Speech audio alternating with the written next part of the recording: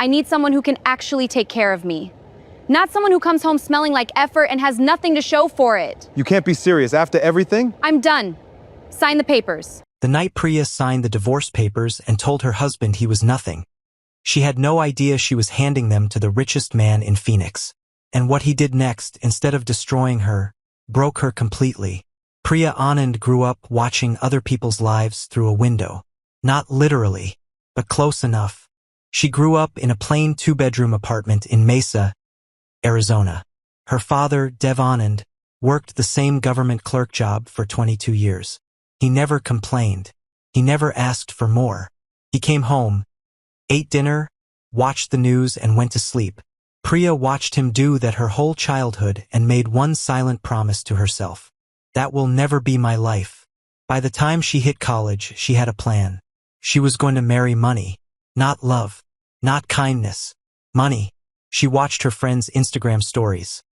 Luxury resorts, designer bags, rooftop dinners, and she felt something burn in her chest every single time. She wanted that. She deserved that. But life didn't ask her what she wanted. When Priya was 24, her father found her a match. His name was Caleb. Caleb Moore. He drove a 2009 Honda Civic with a cracked bumper. He wore plain Walmart t-shirts. He lived in a small rental house in the older part of Phoenix, the part tourists never saw. His handshake was firm, his eyes were steady, and he smiled like he meant it. Priya looked at him across the dinner table and felt her stomach drop. This is it? This is what I get? She said yes anyway. For her father. For the family. Because what choice did she have? The first few months of marriage were quiet. Caleb was not exciting. He was not flashy. He did not bring home surprises wrapped in Tiffany blue. But he remembered everything. He knew she hated when music played during dinner. He knew she liked her coffee with exactly 1 sugar. He noticed when she was tired before she said a word. On rough days he brought her gas station flowers, the cheap kind in plastic wrap, and somehow that made her feel worse, not better. This is not enough, she thought. This will never be enough. Her college friend Jade called one evening from Cancun. Pool. Cocktails. A husband who had booked the whole resort for their anniversary. Priya stared at her kitchen ceiling and felt the walls closing in. One morning Caleb was sitting at the table eating cereal when she slammed her mug down. My friend Jade's husband just bought her a Range Rover, she said. You can't even take me to a decent restaurant. Caleb looked up slowly. His voice was calm. We have a roof. We have food. We have each other. That's not a life, she snapped. That's just existing. Priya, don't. She held up her hand. Don't give me that patience speech again. 3 years, Caleb. 3 years and nothing has changed. That car outside still sounds like it's dying. I'm embarrassed to tell people what you do. He was quiet for a moment. Then, things will get better. I promise. She laughed. Not warmly. I'm so tired of that promise. She walked out of the room. That same week, she ran into Trent. Trent Holloway. They had gone to the same college. She barely remembered him back then. But now he showed up in a black Mercedes, tailored shirt, watch that caught the light when he moved his wrist. He took her to coffee. He listened. He leaned across the table and said, Priya, a woman like you should not be living like this. You deserve a real life. And I can give it to you. She didn't say anything. But she heard it. All of it. That sentence planted itself in her chest and grew fast. Within 2 weeks, she had made her decision. The night she left, Caleb came home to find the apartment half empty and her suitcase by the door. He stopped walking. Priya, what is this? She turned around. She was holding an envelope. She put it on the table between them without flinching. Divorce papers. I already signed. He stared at the envelope. Didn't move. Divorce. Yes. Her voice was flat. I'm done. I can't do this anymore. I need someone who can actually take care of me. Not someone who comes home smelling like effort and has nothing to show for it. Caleb's jaw tightened. For the first time, something moved behind his eyes. Do you really believe money is everything? I believe it's most things. She met his gaze without blinking. I believe it's respect. I believe it's freedom. I believe you can buy almost everything that matters with it, and I'm done pretending otherwise. The room went silent. Caleb picked up the pen slowly. His hand was steady. He signed the papers and set the pen down without a word. Priya grabbed her suitcase and walked out. Trent's car was waiting at the curb. She got in without looking back. What she didn't see was Caleb standing alone in that empty apartment. What she didn't hear was what he said next. He pulled out his phone, dialed, spoke 3 quiet sentences. Nolan, it's done. Call the board. I'm coming back. 6 minutes later, 5 black SUVs pulled up outside the rental house. A man in a suit stepped out and opened the rear door. He lowered his head slightly. Welcome back, Mr. Moore. Ashford Group is ready when you are. Caleb breathed in slowly. Then he walked out. Because here is what Priya did not know. Caleb Moore was not a struggling nobody from Phoenix. He was the sole heir of the Ashford Group, one of the largest privately held real estate and investment firms in the American Southwest. His grandfather had built it. His father had expanded it. And 3 years ago, when Caleb turned 25, the inheritance clause activated. But there was a condition. His grandfather's will required him to live as an ordinary man for exactly 3 years before taking control. No wealth displayed, no staff, no company cars. Just life, raw, unfiltered, stripped of everything. The old man's logic was simple. A leader who has never been hungry cannot be trusted with the hungry. Caleb had followed every rule. He had taken a basic job, rented a normal house, driven a normal car, lived a normal life, and somewhere in the middle of all that, he had fallen in love with Priya. That was the one thing he had not planned for. He had believed she saw something real in him. Not his name, not his money, just him. He was wrong. Phoenix didn't know what hit it when Caleb Moore resurfaced. The business press went into overdrive. Headlines called him a ghost, a myth, a self-made billionaire who had appeared from nowhere. No one knew where he had been. No one knew he had been right there, in a cracked bumper Honda, eating cereal every morning. Meanwhile, Priya's new life looked exactly like she had imagined. Trent took her to rooftop bars, private events, charity dinners. She wore clothes she had only ever seen on screens. She sat at tables next to people who never had to check their bank balances. For a moment, she felt like she had one. But slowly, so slowly she almost didn't notice, Trent started pulling back. His calls got shorter. His explanations got vague. One Tuesday, he looked across the dinner table and said, "Listen, I need to focus on some deals right now. Let's take some space." She stared at him. "Space," she repeated. He looked away. "It's not the right time." She understood then very clearly what she was to Trent. An accessory, a beautiful distraction, something to be picked up and set down. The whole city was talking about one event, the Ashford Foundation Gala. The mysterious Mr. M, no one knew his first name yet, was throwing the most exclusive party Phoenix had seen in years. Senators, CEOs, film people, real estate titans. The invitation list was sealed, and the guest list had been leaked enough to make everyone desperate to be on it. Trent got an invitation. Of course he did. He told Priya she was coming as his guest.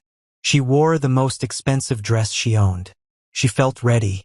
They arrived at the hotel, the Grand Ashford, a building Priya had driven past 100 times without really seeing, and the lobby alone stopped her cold. Marble floors, soft gold lighting, people who moved like they owned gravity. Then the security guard stepped in front of them at the VIP entrance.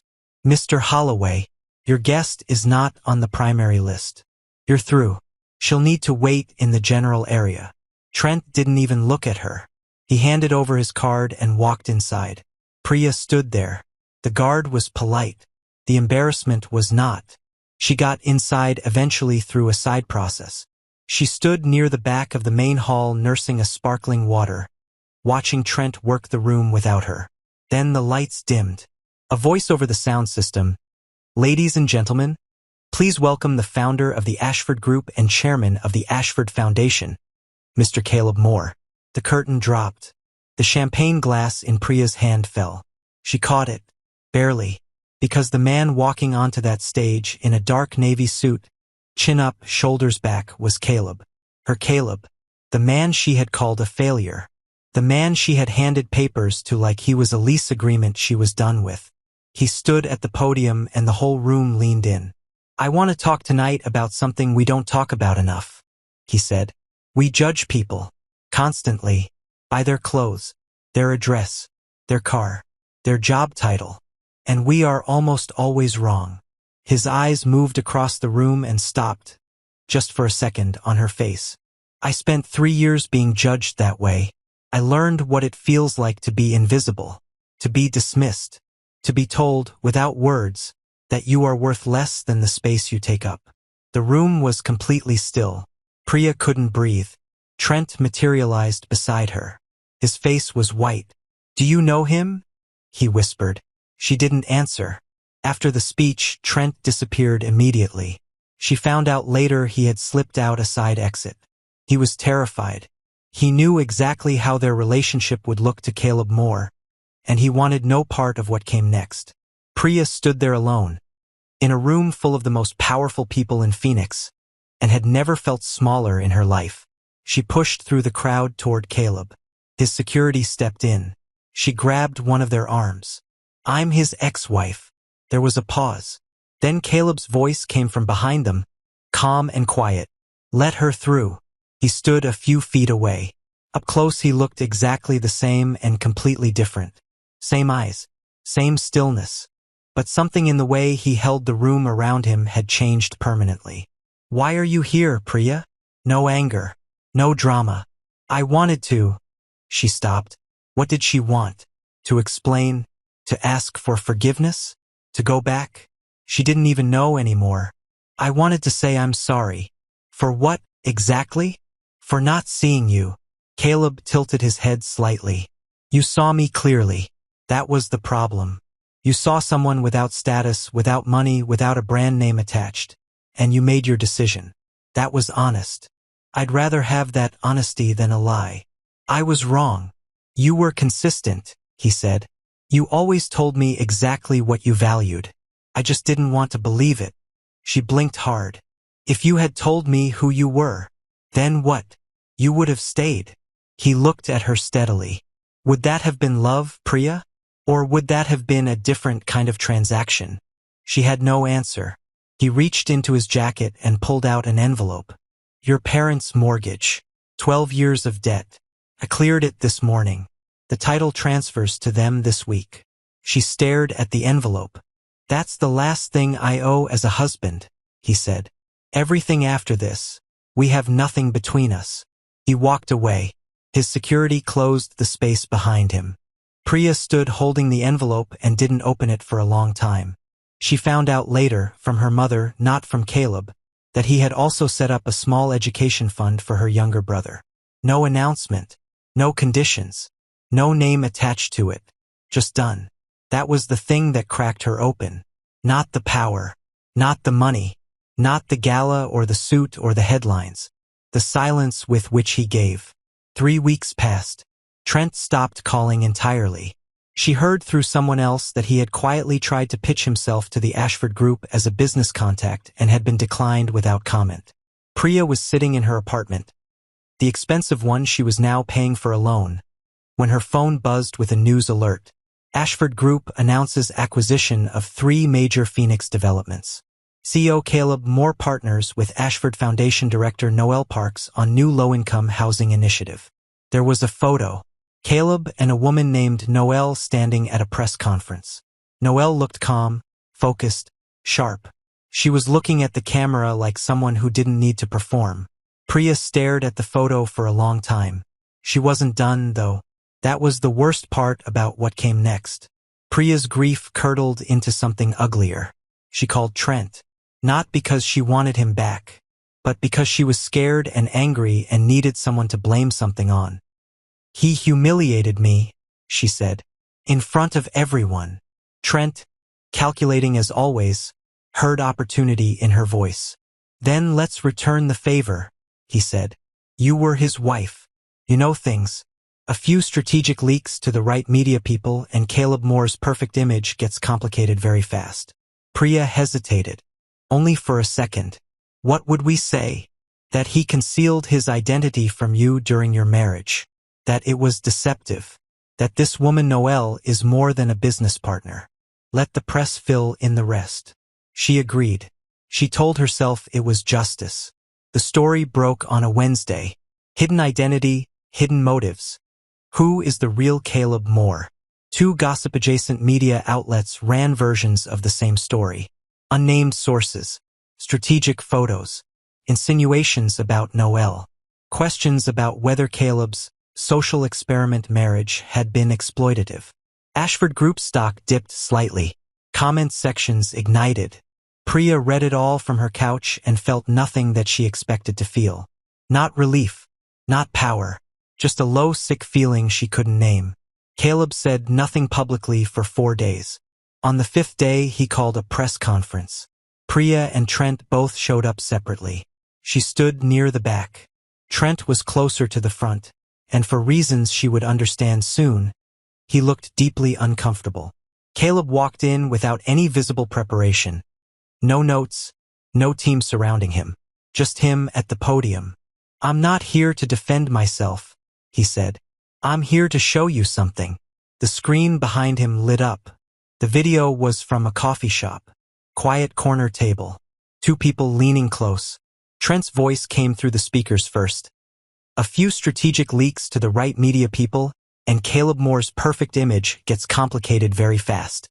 Then Priya's, "What would we say?" Then Trent again, clearly and without ambiguity, laying out every detail of the plan. The room froze. Trent stood up, started moving toward an exit. 2 officers stepped in. Priya didn't move. She couldn't. Her legs simply stopped working. She heard the charges being read: defamation, criminal conspiracy, coordinated harassment, and she listened to her own voice played back to her on a speaker in a room full of press and cameras, and she understood, in that exact moment, that every decision she had made over the past 2 years had been a step in one continuous direction. And now she had arrived at where that direction led. She was processed, charged, and released pending trial within 48 hours. The charges were serious. Her attorney was not cheap. Trent immediately moved to separate his legal exposure from hers, and whatever warmth he had ever performed toward her dissolved completely. Priya sat in her apartment, the one she could no longer afford, and looked at her phone. She scrolled past the Ashford Foundation press releases, past Caleb's interviews, past the photo of him and Noelle at the housing development groundbreaking. She stopped on a picture she had taken years ago, before all of it. She and Caleb at a county fair, eating funnel cake on a picnic bench, Caleb laughing at something she couldn't remember. She stared at it for a long time. Then she put the phone down and cried in a way she had not cried in years. Not for what she had lost, but for what she had chosen. In court, when asked if he wished to submit a victim impact statement, Caleb said 3 sentences. "I don't want anything from her. I hope she finds a life she can be honest in. That's all." The judge noted it. The journalists noted it. Priya, sitting at the defendant's table, noted it most of all. The trial took 8 months. Trent settled early and quietly. Priya's case moved slower. She ended up with probation, community service, and a civil judgment she would spend years repaying. She left Phoenix after the verdict. She moved to a small town in eastern Arizona, Safford. Population: 9,000. No one knew her name there. She got a job assisting at an after-school literacy program, making barely enough to rent a studio. She wore the same 3 outfits rotating all week. She ate simply. She walked everywhere. And slowly, without planning it, she started to feel something she hadn't felt in years. Something close to peace. 18 months after she left Phoenix, Priya was sitting on the steps of the school building after the last kids had gone home when her phone buzzed. Her mother, Caleb and Noelle's wedding, was in the paper today. Front page of the business section. They looked so happy. Priya sat with that text for a while. Then she typed back, "I'm glad for him." She meant it. That was the strangest part. She actually meant it. That evening she walked home through the dusty streets of Safford and thought about all the versions of herself she had been. The girl at the apartment window wanting. The wife who kept score. The woman who signed papers without understanding what she was signing away. She thought about Caleb bringing gas station flowers, about him memorizing her coffee order, about how he had cleared her parents' debt without telling her first. She thought about a man who had every reason to destroy her and had chosen, instead, to do exactly nothing. She stopped walking. The sun was going down over the desert and the sky had turned the kind of orange that doesn't look real. She said it quietly to no one. I should have counted what mattered. The wind moved through the brush. No one answered. But for the first time in a very long time, the silence didn't scare her. Some losses teach you nothing. Some losses hollow you out and leave you cleaner than before. The difference is whether you're willing to look at what you chose without flinching and tell the truth about it. Priya took years to get there. Caleb had been ready from the beginning. That was the real story all along. Not the money, not the twist, not the gala or the headlines or the handcuffs. Just two people who stood in the same kitchen every morning. One of them counting what was missing. One of them knowing exactly what he had.